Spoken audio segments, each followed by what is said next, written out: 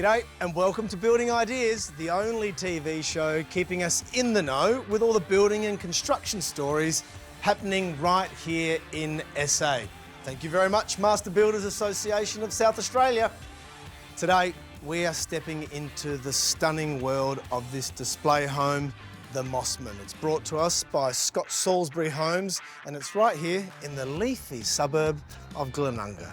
We're going to take a personalised preview of this exquisite display home and see how building with this award-winning team could elevate your build beyond your wildest dreams. Plus, we're going to hear from a couple who work closely with the Scott Salisbury team to bring their build to life. And there is a whole lot more. But first, let's find out from Jess what else is on today's show. Terry checks in with our mates at House Inspect Australia for another stage inspection, while I visit a renovated home which has been modified to create a more inclusive environment for autistic family and friends. Plus, I get some useful tips for creating a more energy efficient home. And who doesn't love that? Okay, let's keep the show rolling and let's talk about street appeal. It's important, right? And this house, well, it's got undeniable curb and street appeal. It's going to leave a great first and long-lasting impression. The external facade is a statement in itself. The limestone cladding contrasts perfectly with the striking black knotwood accents for a considered approach to texture and layering. Every detail of this beautiful home, even in its landscaping, boasts effortless flow from exterior to interior. Scott Salisbury Homes showcase bespoke design excellence, which is part of the reason why they are an 8-time national award-winning builder. It is a testament to their craftsmanship, which, by the way, you notice the second you come through the front door. Now, after the break, we're going to explore more of this home and Jessica is going to learn more about energy efficiency in the house. If there's one type of letter I hate receiving in the mail, it is the quarterly electricity bill. Now more than ever, South Australians are looking for ways to save real money around the home. Now the good news is there are some very simple things you can do to make a big difference, and you'll be helping to make a greener future for our collective home, planet Earth, while we're at it. I sat down with Sabina from the Department for Energy and Mining, an expert on energy efficient buildings, to find out more. Managing your energy consumption at home is critical to a greener future.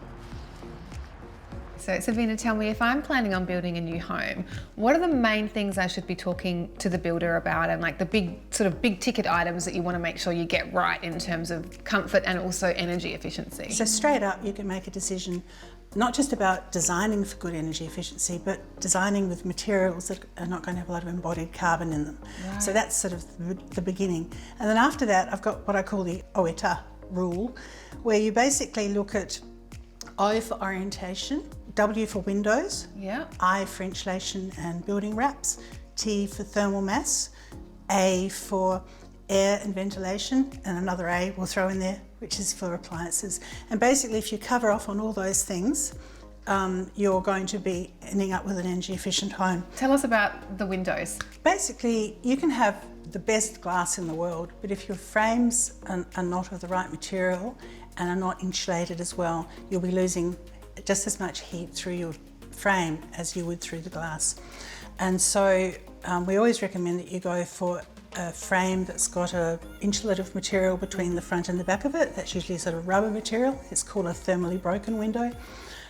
Or you go, that's if it's like an aluminium window, which is very highly conductive, or you go for a wooden frame or a UPVC or a fiberglass.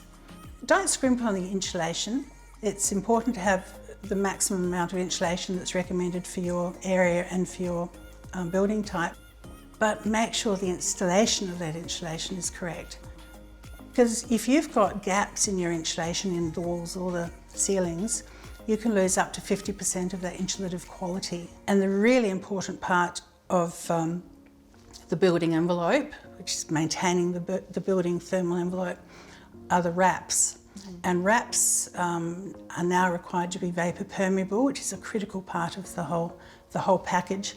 But wraps go around the outside of the building and are taped to the frame, and they not only manage water ingress and allow vapour to leave the house, but they also provide this sort of air tightness.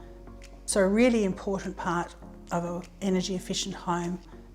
So what do we need to make sure the builders are on the same page with? Okay, I guess the most important thing with when you start thinking about a home, get your team together, which is your thermal performance assessor, your designer or your architect and your builder. Because if you get all your energy efficiency designed right at the start, you will end up with a really high performing home. And we've just produced a course on a site that we call the Net Zero Energy Builder, and it's a 6-module course for builders so they can learn all this stuff and build you the perfect home. If you're feeling inspired and you want to see how your home stacks up, then you can pick up one of these home energy toolkits from your local library. It's really great. You can go around the house and see what might be guzzling up some of that energy. You can also visit the South Australian Energy website for more ideas, tips and tricks, and together we can make those changes to bring about a beautiful net zero emissions future. Note to self, energy efficiency is more than just turning the lights off when you're not using them. Investing in building the home of your dreams is a major decision that should not be taken lightly. With so much at stake with costs and longevity, it's smart to take advantage of any opportunities you have to explore the builder's quality and attention to detail firsthand. Especially when you consider the costs associated with the build and if it's going to be your forever home. This display home shows you the level of fine craftsmanship that the Scott Salisbury team place on their build process. Their attention to detail, their use of space, and their innovative thinking, just to name a few. But you also need to have a good relationship with the builder. This inevitably helps the build journey be more enjoyable. Abby and Craig recently built with the team at Scott Salisbury, so let's hear from them. How did your journey start? Well, we visited a number of display homes. We went up to Blackwood Park and were really impressed with the house up there. That gave us some inspiring ideas. When you sat with the design team, they said, okay, so what sort of home do you want? What did you say? What was the brief? Thankfully, we have similar, likes and tastes in what we wanted, yes. But I actually, we went with a very modern aesthetic. Where I'm from in the States, I'm more of a down-home country kind of a gal, and so it's just a totally different design than I thought I would have, but absolutely love it in all the selections that we made. How important was spending your Saturdays visiting display homes? You want your personality represented when people come into your home, and so when you go into the display home, it allows you to see the personality of the home and the builder, to see if your design aesthetic aligns. But the nice thing about it is you just use it as a guidance. You have the ability to make changes and selections and variations that suit you and what you want your home to show. What surprised you about Scott Salisbury? One thing that surprised us was their ability to work within the budget parameters that we'd sort of set. As I said, we went in with a blank canvas. We got this feeling that you could build a mansion or a massive Hampstead if that was what you're after. That wasn't us now. We were down the other end of the scale, so we wanted an affordable family home, and we felt that they really listened to us and respected our budget parameters throughout the process. Given our situation and my family being from the States, so if we have family come for long visits, we have almost 2 separate living areas, which works well for us. So the design team really helped us think about what would suit our lifestyle the best. And we're hoping to start a family at some stage, so it's a home that we can grow into as well. Yeah, I'd recommend people just consider engaging Scott Salisbury Homes. And one thing that we were really surprised with was the level of affordability that they can offer. Sounds like Scott Salisbury ticked all the boxes. Lifestyle, budget, communication. They really did.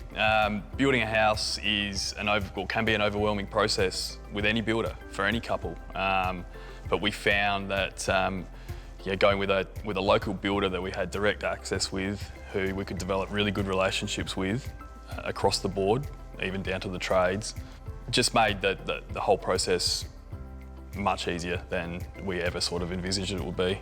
Well, if you're going to look as beautiful and as relaxed as you two do after building your home, then that in itself is a testament, so thanks. After the break, we explore all the features of this home and see what over 30 years of building experience can get you. As we've learned in previous episodes, staying on top of every stage of your new build is absolutely critical in ensuring you end up with your dream home or property investment. But what we're also learning is that having professional, qualified third-party advice, keeping an eye on all the checks and balances is also invaluable. Enter once more our friends from House Inspect Australia. Mike, how important is stage 3 in the 5-stage process? Oh, look, it's very important. It's the finish of the home that you'll be looking at. So you've got your external wall cladding, your roof covering, and that's the thing you look at every time you drive home. So it's really important, obviously, to make sure it's done to code and standard, but aesthetically it looks right. And what do you guys do during that stage? So we're checking the brickwork is obviously plumb. The bedding joints and perp joints are within code and standard. The articulation joints, which are the control joints, the foam you see in the brickwork, are in the right position per the engineering plan, and just an overall check of the product. And it's important to know that you work with the builder on this. You're not going through the inspection looking for faults. You're working with the builder to make sure it's tickety-boo, because that's what they want. Absolutely, absolutely. So, I mean, we find that the builders welcome us on site, so it's another set of eyes doing that quality control check over the process. I mean, we know the builders are absolutely flat out at the moment with the way the industry is, so having that second set of eyes or an independent umpire looking over it, they welcome it. So you're giving peace of mind to both the homeowner or the investor and the builder, really? Absolutely. It's you're ensuring that your job's built to the way you expect it to be done. Now, you're a big strapping Tarzan of a man, but how do you get on the roof to inspect the roof? So I don't do as much ladder work as I used to anymore. So, the falls are right, it's a sudden stop that hurts. So, but look, we use drones a lot, so particularly in double-storey, three-storey houses, we see a lot now. So we use drones. So our inspectors have a licence to use drones, and obviously in the wet weather, you're not getting up on roofs. So we do get on ladders, we do get on roofs when it's safe, but otherwise we use a drone. It's a clever use of technology. Yeah, it's great. It's made our life a lot easier. What would you say to someone who's spending a lot of money on their home, building it, and considering using House Inspect Australia? Look, I think the investment that you put into your home, I mean, if we look at an average build cost, maybe around the $400,000 mark now, to use our service, you might be spending $2,000 to $2,500, so less than 0.5% on your total build cost. So, if you think about what you can spend and where we can save you some money in picking up any issues that might come across. Well, after every stage of the process, is there reporting that you give back to the client? Yeah, absolutely. So we've developed an app that we do all our reporting on. So we take an amazing amount of photos and each room, each area, whatever we're inspecting, and that then gets generated into a report that we'll send back to the builder, to the client, with a list of items that need to be attended to. And then when we're back to that job for the next time, we can check that off. You must pride yourself on making the process really efficient for the client. Absolutely. So the process needs to be easy. I mean, we've understand again what's happening in the building industry lately. It has become a bit of a pressure cooker. So we like to be the conduit to just make it an easy process. We all lead busy lives, right? And adding a new build to the equation only makes us busier. Plus, this is a process that you want to enjoy. So it makes sense that you'd want to engage the award-winning team at House Inspect Australia, just to help along the way. So if you're doing a new build or you're going to do a new build, visit their website and find out just exactly how they can help. Or you could watch future episodes, because they'll be back. I'm going to point out to you a few of the features of the room that we're standing in right now, and then I'm going to tell you why. So we have dimmable lights, we have soft flooring, we have neutral colours on the wall, and we even have appliances with volume control. Now, what do all of these things have in common? Well, it's all about creating a more inclusive environment for autistic people. And today, we're going to learn how to do exactly that. Tammy made a series of changes to her home to make it more sensory inclusive. And I was surprised at how some simple considerations can go a long way. What elements of a home can autistic people find a little bit overwhelming sometimes? My biggest thing is like lighting in a house. Like when you walk into a home and it's just that like hit of light, whether or not that's the natural light or the lighting in the house because of the design. So some mornings, like, you know, you go turn on the light to make yourself a coffee and it's that overpowering of like, whoa, that is way too much light. So Tammy, you've made quite a few changes to this place as an autistic person yourself to make it more sensory inclusive. Can you tell us about some of the changes that you made? Some of the things that we did when we moved in included painting the entire house out into neutral colours and painting our master bedroom into a deep colour, a dark colour. With my other co-occurring conditions and with my own sensory experiences, I do like to be in darker spaces. So that's been calming for me. When we moved in, it was lots of different colours and it was too much.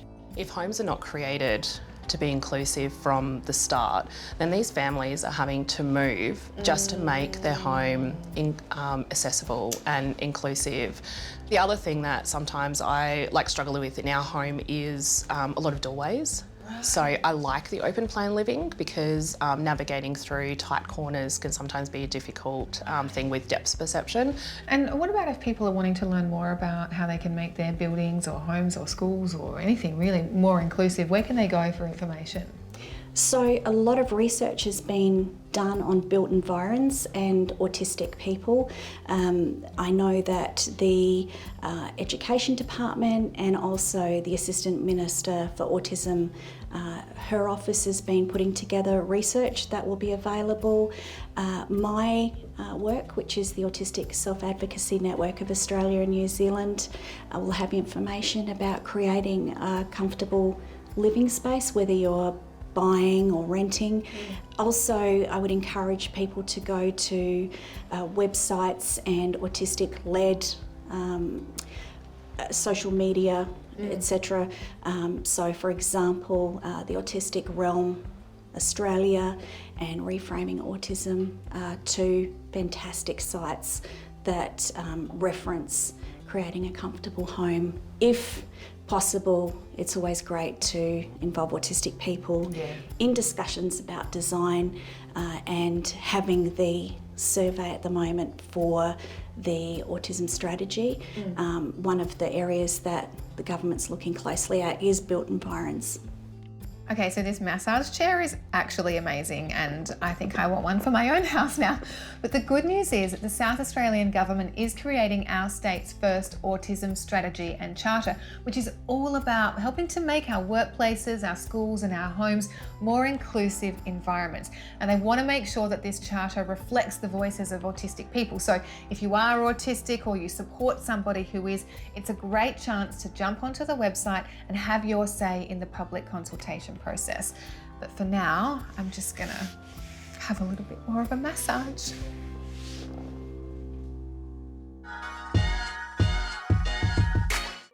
The Mossman is an absolute stunner and showcases what the team truly are capable of. Whether you're after a new custom build, a renovation or a development, regardless of your budget, it is all on display right here.